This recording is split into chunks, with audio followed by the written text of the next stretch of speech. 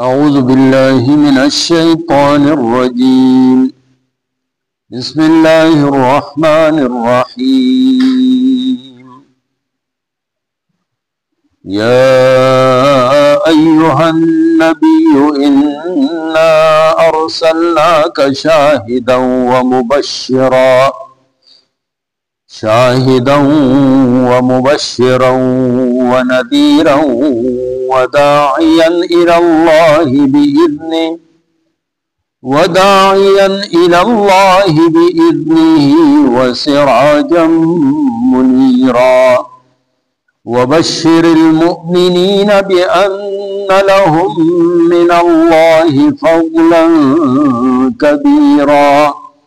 वला तुतिअल काफ़िरीन वल मुनाफ़िक़ीन वदअ अज़ाहुम वतवक्कल अलल्लाह वकफ़ा बिल्लाहि वकीला।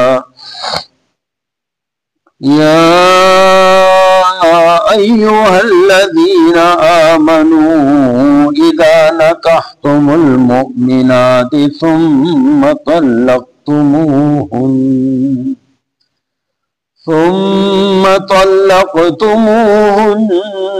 من قبل أن تمسوهن فما لكم عليهن من عدة تعتدونها فمتعوهن وسرحوهن سراحا جميلا। सदक़ल्लाहु मौलानल अज़ीम। या अय्युहन नबिय्यु, ए पैगंबरा, इन्ना अर्सलनाका, बेशका मुंग राले गले तो, शाहिदन गवाही वर्कौन के, व मुबश्शिरन और ज़ेर वर्कौन के, व नज़ीरन और यरउन के, वदायन और बलुन के, इलल्लाहि अल्लाह तरफ़ता, बिइज़्निही दतप हुक्म, व सिराजम मुनीरा और यवडिवा रोखाना। वबश्शिरिल मुअ्मिनीना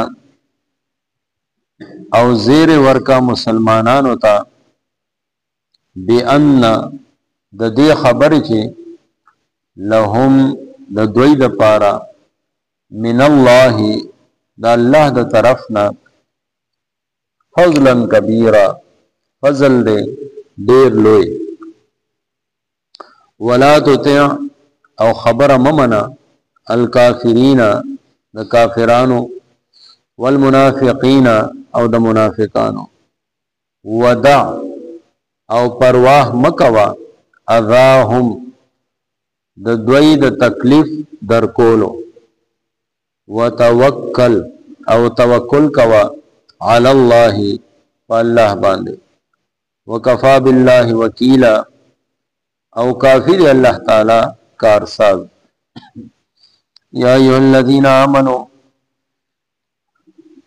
ए खल्को ची ईमान मुरावड़े दे, इज़ा नकहतुम हर कल चितासु निकाह कवई, अल मुअ्मिनाति मोमिनान खज़ु सरा, सुम्मा तल्लक़तुमूहुन्ना बेतासु तलाक वर कई द्वैता, मिन क़ब्ल अड़वांदे द देना, अन तमस्सूहुन्ना चितासु लास यो सई द्वैता, फमा लकुम नुनिश्ते देता सुला, अलैहिन्ना द द्वई पर ज़िमा, मिन इद्दतिन सइद्दत तातद्दूनहा चितासु पूरा कश्मेरा दागी। फमत्तिऊहुन्ना नुवर कई द्वैता सफायदा, वसर्रिहूहुन्ना और रुखसत कई द्वई, सराहन पर रुखसतोलो, जमीला खोसरा। सूरह अहज़ाब 45 नंबर आयत 49 पोरे तिलावत तर्जुमता सुवावरेदा। नबी अलैहिस्सलातु वस्सलाम दुनिया ता یو خاص مقصد د پاره را لېږل شوی دی او هغه مقصد د الله پیغام خلقو ته رسول دی.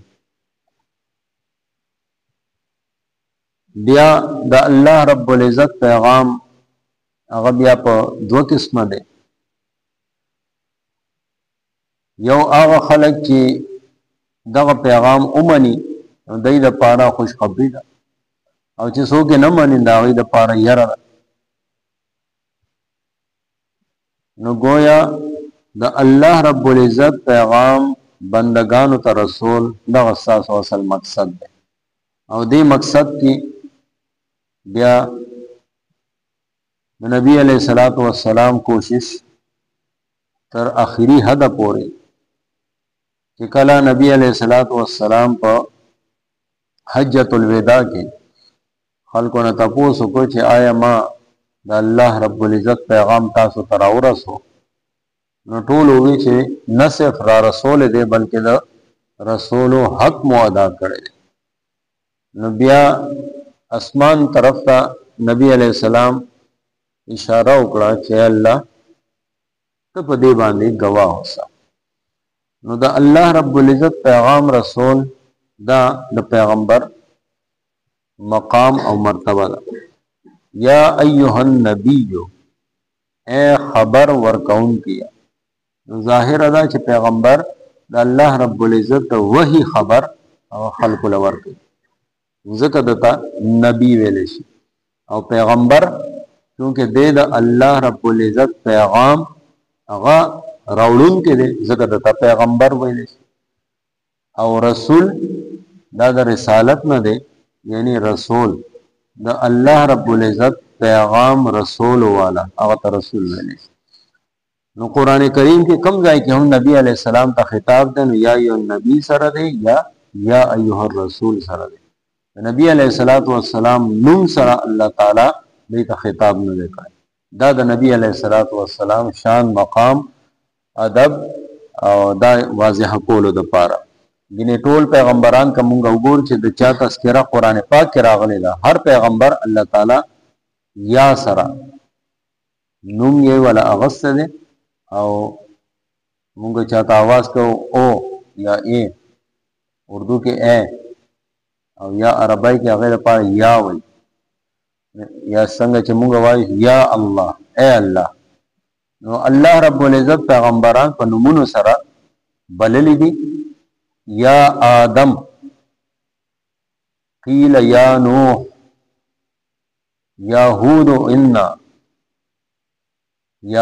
یا صالح یا ابراہیم یا موسی یا عیسی یا داوود ټول پیغمبر واحد د نبی علیہ الصلوۃ والسلام نو په خطاب سره الله تعالی نه دی.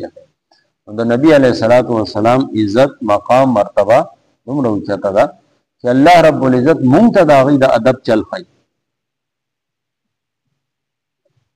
بیا الله رب العزت ارشاد فرمایي چې مونږ ته ان ارسلناک مونږ ته پیغمبر جوړ کړي را لېږلی.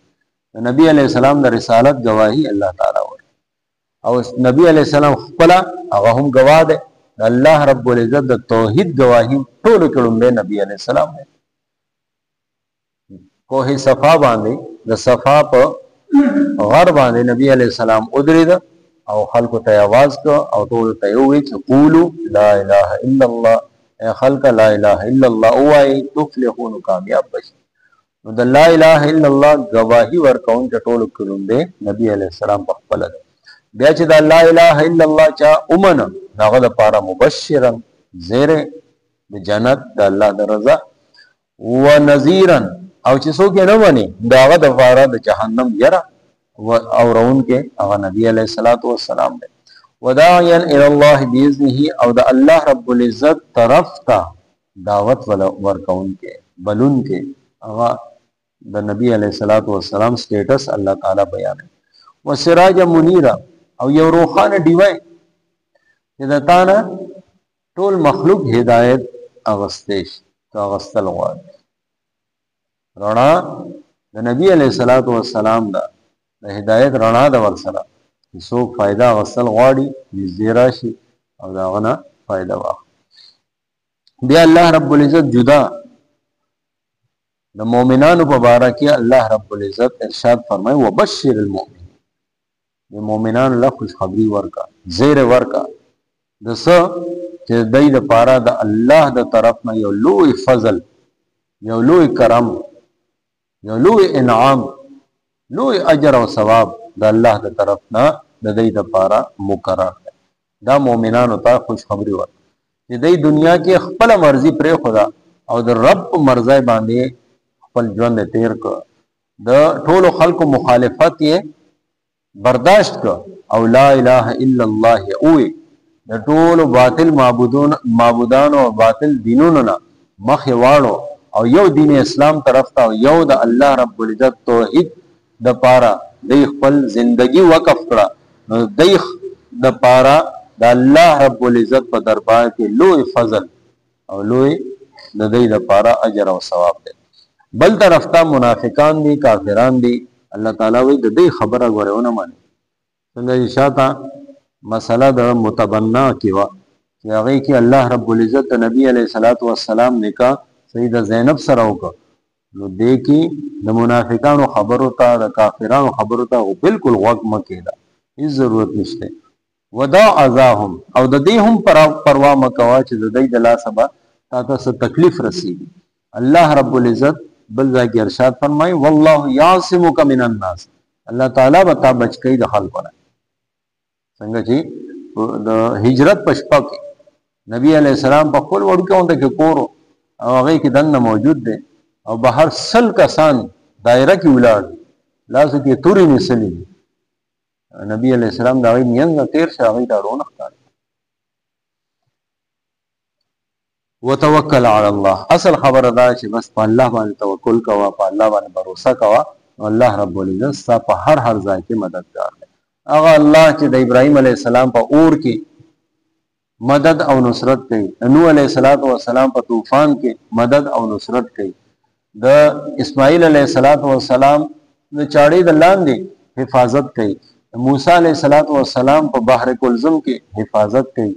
نو هغه الله ستا حفاظت په هم کوي. وتوکل علی الله، ځکه په الله توکل کوه، وکفا بالله وکیلا، او الله تعالی ستا لپاره بالکل کافی دی. یا ایها الذین آمنوا، دین بعد طلاق یو مسله دې ځکه الله جل جلاله بیانوي. نور چې کوم مسائل دي د طلاق حواله سره سوره بقره کې او تفصیل سره تیر شوی دي، او یو مسله هغه د سوره طلاق کې په 28 سپاره کې الله رب العزت مؤمنانو ته حکم کوي چې کله تاسو نکاح وکړئ او بیا څه داسې مسله رااله چې موافقت اونشه، رخصتی نه ده شوې، صرف نکاح وشو او نکاح نه فوراً بعد طلاق وشو، نو په دې صورت کې زنانه باندې عدت نشته. اسه خو که طلاق ورکړه، طلاق رجعي ورکړه، یو طلاق ورکړه، دوی ورکړه یا درې واړه چا ورکړه، د ګناه وکړه، درې واړه یو ځای نشته. سنت طریقه دا ده چې یو طلاق به ورکړي او په حالت پاکای کې چې دا غي رز نه، او دویم نمبر باندې هغه پاکای کې د کورواله هم نه کړی، یعنی خو سوچ سمجھ سره به طلاق ورکړي. هغه طلاق ورک د سره اوس درې میاشتې، درې حیض دي، دریم حیض چې څنګه رااله هغه آزاد شو، او د دینه مخکې کاغه رجوع کول غوښتل، نو چونکې یو طلاق ورکړل دی، دوه نیمې درې میاشتې دي، د خصوص سمجھ سره بیا دوباره رجوع کی، بس یو گواه ته په هغه باندې مقرر کی چې خلکو ته پته شي او د رجوع کړي، او کچره هغه عدت تیر شه بیا و نکاح دوباره نه کی، او نکاح که اوم شنو بیا هم د طلاق اوس د سره دوه اختیار پاتې، یو شوی دی دوباره نه ودرې کیږي نه، او که چېرې د درې واړه په یو ځای طلاق ورکړ بس هغه همیشه د پاره حرام شي. نو سنت طریقې کې د انسان سیف سایډ دی، دا انسان چې نو سوچ سمجھ سره بیا رستو دی وی چې هغه خو امیدوار او هغه هغه خو چې زما اوس اولاد هم دی او ما په غوسه کې ورکړ. طلاق نکاح دا په غوسه کې په ټوکو کې هم کېږي. درې ځله یې ووایي چې طلاق په ټوکو ما درته ټوکې کولې ټوکو کې هم وشي. داسې یعنې دا گویا د دین یو مسلې یو حکم پورې ټوکې دي. دا ټوکې دین نه برداشت. نو ځکه درې څیزونو باره دی: نکاح، طلاق او عتاق. اوس دا دریم شی خو دنیا کې نشته، یعنی آزادول، غلام آزادول. که غلام ته به دې ووایي چې ما ته آزاد کړې، بس دې وینا سره به هغه آزاد شي. خو دا دوه څیزونه دي، نکاح او طلاق. په ټوکو کې هم چا ووایي دا وشي. نو ځکه دې مسایلو کې ډېر زیات احتیاط پکار دی. او څنګه چې د هره مسله تپوس کول او د شریعت مطابق کولو دپاره علما سره، قرآن سره، حدیث سره، سنت سره رجوع پکار ده. دا شان د نکاح او د طلاق مسایل هم زده کول پکار. یو کس عمرې له رواني لکونه ولګي او عمرې طریقې یې نه زده، ظاهره د دې خو به هلته ځان ګناهګارئ. حج کې داسې داسې احکامات دي چې چېرې د هغې هغه حکم یې مات کړ، نو داسې حکم پکې هم شي چې ښځه پې همیشه دپاره حرامه شي. داسې پکې هم حکم. نو د جهالت د وجې خو کېږي که مخکې نه یې زده کړي نو. ځکه لکه یو دا مونځ دی، د ورځې مونږ 15 ځله کوو، خو دې کې زمونږ څومره غلطیانې دي. چېرې علما سره مونږ کینو او دا زده کو. یو کس مال راغلی او څه د 15 کالو نه یې سیوا عمر دې دعای قنوت رانه واورېد. پس چېرته چا به ورته ترغیب ورکړی و، نو هغه ماته واورو، هغه وی ولا نشکرک ونکفرک. اوس لا یې صرف دې ځای نه دې ځای ته کړه، ونشکرک ولا نکفرک دی، نو مطلب خو کفر شي. مطلب یې دا شي چې ای الله زه ستا شکر نه کوم او ستا انکار کوم، ناشکري کوم. نو ما وی کاکا دا خو داسې غلط دی. وی ښه ما خو وړوکوالي کې چې یاد کړی زه تر اوسه پورې دغه شانتې وایم. بل راغلی دا د ټیکسلا خبرې، نو بل راغلی هغه وایي چې نن ما ریډیو کې یو مسله واورېده. ما څه جی دا څلور سنت چې مونږ کوو، دې کې دا دریم او څلورم رکعت کې هغه مولوي صاحب وایي چې دې کې به صورت هم ملاوي. ما یې وکړه دا خو ډک دي، سنتو کې به څلور واړو کې به صورت وایي، او بهتر دا دی چې قل یا ایها الکافرون، قل هو الله احد، قل اعوذ برب الفلق، قل اعوذ برب الناس، دا څلور صورتونه وویلی شي. نو هغه وایي ما خو تر ننه پورې به دا عقیدې 2 مهینې تش کړو. نو دا وړې وړې مسلې چې دا د روزمره دي، دې کې مونږ لکه دومره غلطیانې کوو. نو دا خو څیزونه کله کله پېښېږي، ځکه دا هم زده کول پکار دي. حضرت عمر رضی الله تعالی به فرمایل چې زمونږ بازار ته د هغه کس نه راځي چې د تجارت مسایل یې نه وي زده کړي، یعنې یا به پخپله په سود کې او جوارۍ کې به اخته شي او یا به بل اخته. داسې مسایل دي. نو ځکه داسې کس چې هغه خپلې بیبي له طلاق ورکړه، صرف نکاح شوې ده، 2 ګواهان پې مقرر شو او ایجاب او قبول وشو، نو په دې صورت کې په نکاح وشوه. نو چې نکاح وشوه او هغه فوراً هغې نه بعد طلاق یې ورکړه، جدایي نه ده شوې، نو الله رب العزت وایي په داسې زنانه باندې عدت نشته.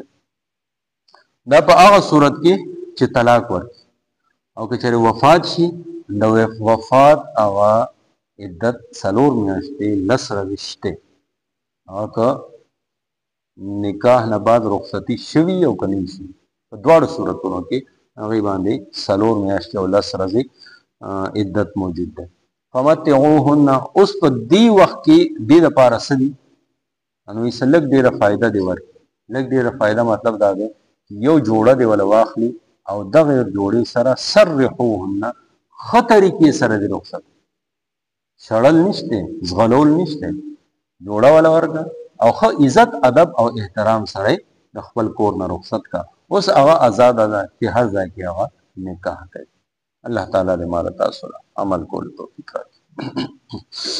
یا ایها النبی اے پیغمبر ان بیشک مونگا ارسلنا کا رالی گلی تو شاہدن گواہی ورکون کے ومبشرن او زیر ورکون کے ونذیرن او یرون کے وداعین او بلن کے الاللہ اللہ طرف تا بِإِذْنِهِ دد په حکم وسراجن او دیوا منیرا روخانا وبشر المؤمنین او زیر ورک مسلمانانو تا بأن د دې خبرې لهم چې دوی د پارا من الله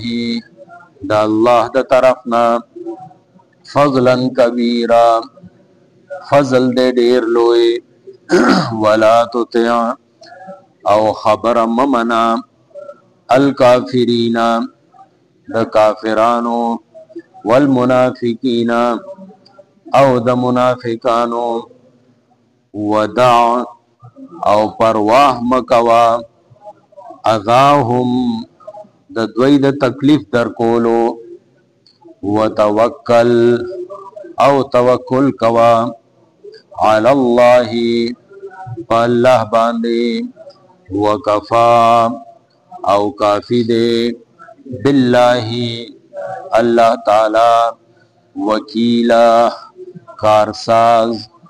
یا ایها الذین آمنوا اے ایمان والو اذا نکحتم ہر کله چې تاسو نکاح کوي المؤمنات مؤمنانو خذو سرا ثم بیا طلقتموهن تاسو طلاق ورکوي دویتا من قبل وړاندې د دینا ان تمسوهن چې تاسو لاس یو سید دویتا فما لکم پس نشت دے تاسو لا علیہن د دوی په ذمہ من عدت سعدت تعتدونها چې تاسو پورا کشمیر داغه فمتعوهن پس ور کئی دوی تس فائدہ وسرحوهن او رخصت کئی دوی سراحن پر رخصتولو جمیلا خوسرا. آمین. الحمدللہ رب العالمین والصلاة والسلام على سید الانبیاء والمرسلین وعلى آلہ وصحبہ اجمعین. اللہم استر عوراتنا وامن روعاتنا اللہم حاسبنا حسابا یسیرا رب ارحمهما كما ربياني صغيرا اللهم اشف مرضانا ومرضى المسلمين وصلى الله تعالى على خير خلق محمد وآله وصحبه أجمعين برحمتك يا رب.